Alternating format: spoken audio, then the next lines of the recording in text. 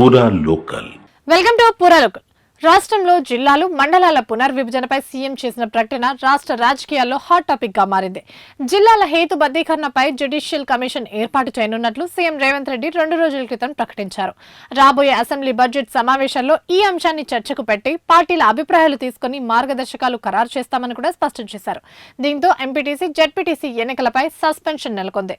CM ప్రకటనతో రాజకీయ నాయకులు ఒక్కసారిగా సందిగ్ధంలో పడ్డారు. ఇలాంటి పరిస్థితిలో ఎన్నికలు జరుగుతాయా లేదా అనే సందేహాలు, అనుమానాలకు వ్యక్తం చేస్తున్నారు. ప్రభుత్వం జిల్లాల పునర్విభజన ప్రక్రియను ప్రారంభించి పూర్తి చేయాలంటే ఈ ఏడాది చివరి నాటికి సమయం పడుతుందని అంచనా వేస్తున్నారు. ఈ నేపథ్యంలో అప్పటి వరకు ఎన్నికలు నిర్వహించకుండా ఆగుతారా, లేదంటే ప్రస్తుతం ఉన్న జిల్లాల ప్రతిపాదికన నిర్వహిస్తారా అనే చర్చ మొదలైంది. ఒకవేళ పునర్విభజన చేపడితే ఒక జిల్లాలోని మండలాలు మరో జిల్లాలోకి, మరో మండలంలోని గ్రామాలు మరో మండలంలోకి కలిపే అవకాశం ఉంటుంది. ఇప్పుడే ఎన్నికలు నిర్వహిస్తే పాలన పరంగా ఇబ్బందులు ఎదురయ్యే అవకాశాలు ఉన్నాయి.